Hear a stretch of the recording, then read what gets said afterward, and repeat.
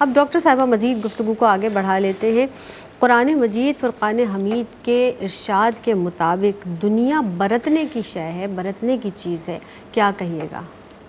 شکریہ زینب۔ دیکھیے، دنیا اور آخرت دو حالتیں ہیں، ایک موت سے پہلے کی اور ایک موت کے بعد کی، اور آغاز ہی ہو رہا ہے سورہ فاتحہ میں تو بتایا جا رہا ہے مالک یوم الدین، وہ روز جزا کا مالک ہے۔ ایک دن آنا ہے جس دن تم نے جواب دینا ہے اپنے ایک ایک عمل کے بارے میں۔ پھر جگہ جگہ قرآن مجید میں قیامت کی اور اس حساب کتاب کی سارے ذکر موجود ہیں۔ وجہ یہ ہے کہ دنیا آخرت کی کھیتی ہے، حدیث مبارکہ ہے کہ آخرت کی کھیتی کیسے کہ آج جو بوگے کل وہ کاٹو گے۔ تو جب ایک ایمان والے ہیں تو اس کی آنکھ کھلتی ہے تو اسے بصیرت عطا ہوتی ہے جس سے وہ دیکھتا ہے کہ یہ دنیا ہمیشہ نہیں رہنے والی، یہ ختم ہو جانی ہے، یہ فنا پذیر چیز ہے، زندگی بلبلہ ہے پانی کا، کیا بھروسہ ہے زندگانی کا۔ پھر موت کا یہ ہے کہ کل نفس ذائقۃ الموت، اور کسی کو خبر نہیں کہ کس وقت موت آ جائے، اگلا قدم بھی اٹھانے کی مہلت ملے یا نہ ملے۔ تو جب موت اتنے قریب کھڑی ہے اور اس کے بارے میں پتہ نہیں ہے تو پھر بندے کو ہر وقت اپنا زاد راہ تیار رکھنا چاہیے۔ آپ نے کسی جگہ سفر پہ جانا ہو تو آپ اس کا بیگ تیار رکھتے ہیں کہ مجھے سفر پہ جانا ہے تو اسی حساب سے میں اپنا سامان رکھوں۔ تو جب سفر جس کو درپیش ہے وہ آگے کا سفر، تو اس کو ہر وقت اپنا زاد راہ تیار کر کے رکھنا چاہیے۔ اور وہ زاد راہ کیا ہے کہ نیک اعمال، وہ نماز، وہ تہجد، وہ روزے، وہ اچھے اعمال، وہ خیرخواہی کے عمل، یہ سارے کے سارے کام آئیں گے۔ اور کافر کے لیے تو یہی دنیا جنت اسی لیے کہا گیا کہ اس نے تو یہیں سے نفع بس لینا ہے اور ختم، اس کے لیے آخرت میں کوئی حصہ نہیں ہے۔ لیکن مومن اس دنیا کو اس طرح سے برتتا ہے کیونکہ اسے معرفت حاصل کرنی ہے تو بھی اسی دنیا میں، اسے فرما برداری کرنی ہے اللہ کی تو اسی دنیا میں کر کے دکھانی ہے کہ ہاں میں اپنے رب کی بندگی کرنے والا ہوں، رب کے احکامات کو ماننے والا ہوں، شریعت کی پاسداری کرنے والا ہوں۔ تو اس دنیا کو اس نے اس طرح سے استعمال کرنا ہے کہ جو آخرت میں اس کا زاد راہ اس کے ساتھ ہو، اور قبر میں بھی جائیں تو یہ نمازیں اس کے دائیں بائیں سے اس کے لیے مدد کے لیے آ جائیں، قرآن پاک کی تلاوت آ جائے اس کے، اور کوئی عذاب کے فرشتے اس تک پہنچنے نہیں دیتے، اس کے نیک اعمال دائیں بائیں آ کر کھڑے ہو جاتے ہیں اور اس کو عذاب سے روک لیتے ہیں۔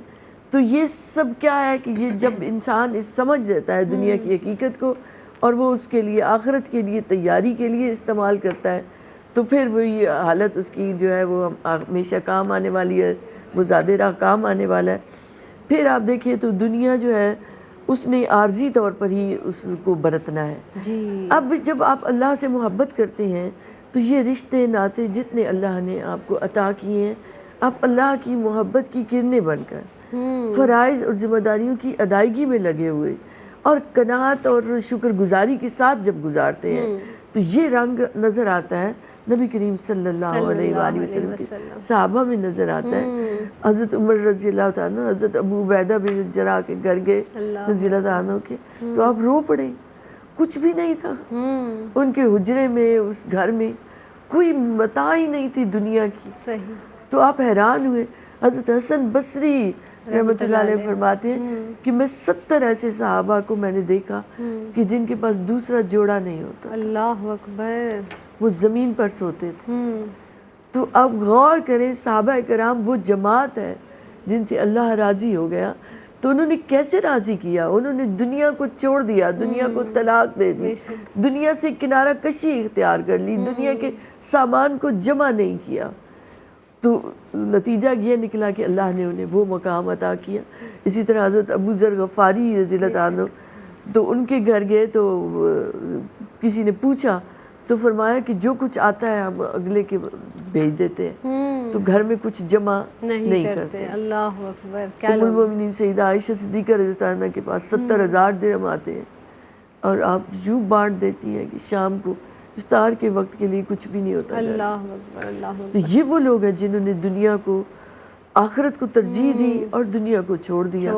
تو جب دنیا کو چھوڑا اور قناعت اختیار کی، شکر گزاری اختیار کی، تو اللہ نے انہیں وہ مقام اور مرتبہ بھی دیا۔ سبحان اللہ، یعنی آپا یہ وہ لوگ تھے کہ رات کو اپنے پاس کچھ رکھتے ہی نہیں تھے، یعنی جو کچھ ساز و سامان ہے، جو کچھ ہے، آپ رات کو صدقہ کر کے سوئے تاکہ نہ جانے کل کی صبح میسر ہو یا نہیں ہو۔ یہ فکر آپ کے مطمع نظر ہونی چاہیے، یہ فکر آپ کے سوچ میں ہونی چاہیے، یہ اللہ کا خوف، اللہ کی محبت ہمارے دل میں ہونی چاہیے، اور دنیا کی محبت کو ہمیں دل سے نکالنا ہے۔